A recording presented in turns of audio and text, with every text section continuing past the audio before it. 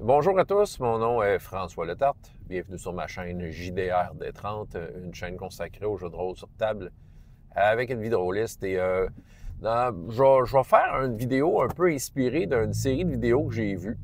Il y a 3-4 YouTubers anglophones qui, eux autres, de ce que j'ai compris, là, j'y suis un peu, là, mais dans le fond, ils se font un sujet par semaine, ils se font une vidéo, puis la fin de semaine, ils se rassemblent, puis ils font comme un en direct de tout le monde.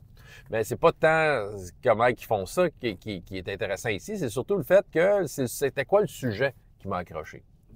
Leur question à eux de la semaine, c'était est-ce que le Dungeon Master's Guide, la première édition, celui qui est sorti vers 1978-79, écrit par Gary Gygax, OK? Est-ce qu'il est encore pertinent aujourd'hui? Genre de question de même. Puis c'est sûr que ça m'intéressait, ça m'accrochait. Pourquoi? Je me souviens qu'à un moment donné, puis peut-être je vais en y reparler dans une autre vidéo, mais je me souviens d'un RPG-AD, là, il y a longtemps, que genre, c'est quoi le livre, peut-être, un de tes meilleurs livres de jeux de rôle, de conseils de jeux de rôle. Je me souviens pas c'était quoi la question, puis j'avais nommé celui-là. Dans le temps, j'avais encore ma copie de Dungeon Master's Guide. En fait, j'ai possédé 3 copies de ce livre-là, une en français puis 2 en anglais. Écoute, tant qu'on a parlé, ma première copie en français, c'était celle avec le monsieur habillé avec une robe de cultiste verte qui ouvre des portes. C'est ça.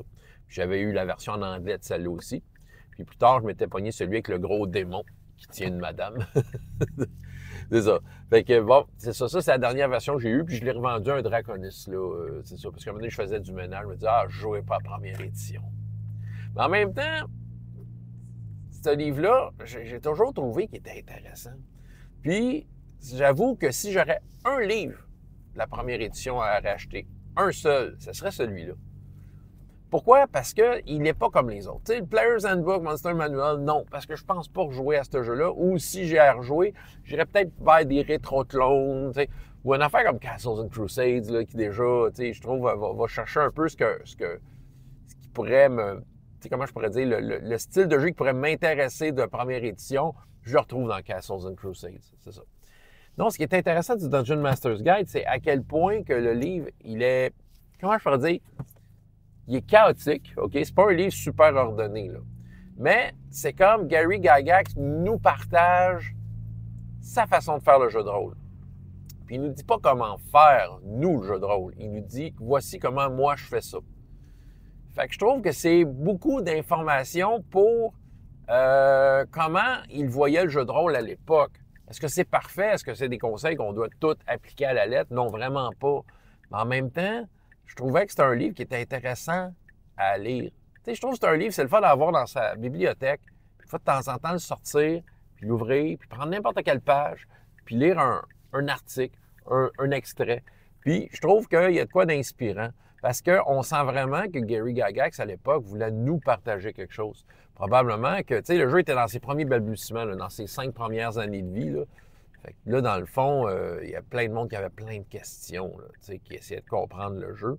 Puis, probablement, tu sais, Gary Gygax, à ce que je sache, il répondait souvent à des gens qui écrivaient.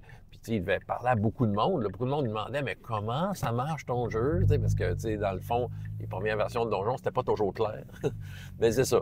Mais lui, il disait, non, non, c'est comme ça que je fais ça. Regardez, c'est comme ça que je traite l'initiative. Tu sais, c'est quoi mon idée derrière l'initiative? Tu sais, il y avait plein de bonnes, tu sais, comme bref, des conseils et des pensées de meneurs de jeu de l'époque.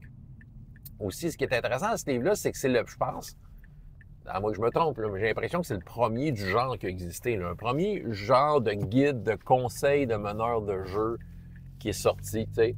Puis que, c'est ça, quelqu'un qui te partage comment il fait ça, puis c'est de la main du créateur du jeu. Ouais, puis dedans, tu avais plein d'affaires. Tu avais des tables aléatoires pour générer plein d'affaires. C'était vraiment un bon outil pour les meneurs de jeu.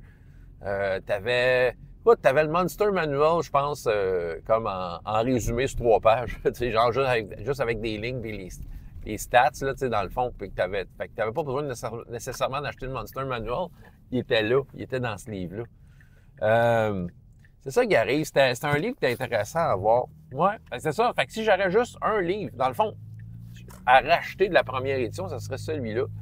Parce que ça s'applique à n'importe quel jeu de rôle. Et c'est intéressant de voir justement, tu sais, dans les 5 premières années de vie du jeu, comment comment un meneur de jeu essayait de rendre sa table vivante, puis comment, tu sais, c'est ça, comment qu'il essayait de faire vivre des aventures aux personnages, puis c'est ça. Je dirais que peut-être, tu sais, du trio, puis absolument, dans les fameux triptyques Donjons et Dragons qui sortent à chaque édition, le Dungeon Master's Guide, c'est toujours le mal-aimé des trois. Moi, j'ai toujours aimé les Dungeon Master's Guide, peu importe les éditions, mais je pense que mon préféré, c'est vraiment celui-là, parce que c'est vraiment comme Gary Gygax nous dit, regarde, moi, c'est de même que je fais ça.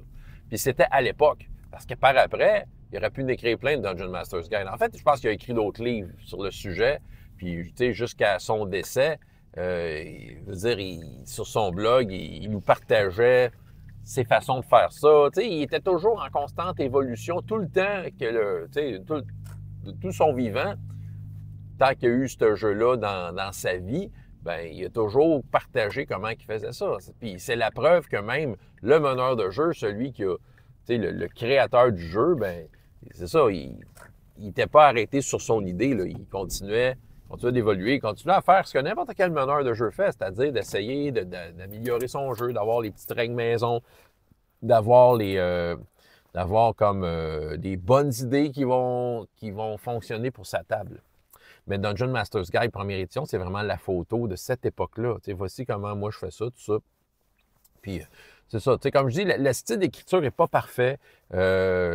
C'est chaotique un peu comme livre. Puis c'est ça. Puis il y a des affaires tu sais, il y a des règles qui ont peut-être mal vieilli, là. Mais en même temps, c'est ça, c'est intéressant à lire. C'est ça, je me souviens que je l'avais lu. Je me souviens qu'il y a beaucoup, en fait, pour peut-être finir avec ça, ce livre-là, quand je l'avais lu dans le temps, j'ai compris bien des affaires, soudainement, sur le jeu de rôle. Tu sais, je pensais à savoir, je pensais en savoir beaucoup, là. En lisant ça, j'ai compris bien des affaires. Je pense que probablement que j'ai appris des choses intéressantes et probablement que je me suis amélioré à la lecture de certains passages.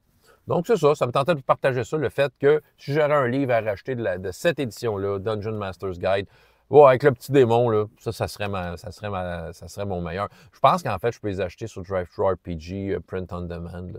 Peut-être qu'à un moment donné, je vais me faire plaisir et me racheter le vieux Dungeon Master's Guide, juste pour qu'une fois de temps en temps, je m'assois, je le prends, je l'ouvre, puis je me laisse raconter de quoi par Gary lui-même. Voilà, François Letard, JDR des 30, et jusqu'à la prochaine fois, il y a autant de plaisir dans la vie que dans les jeux. Au revoir.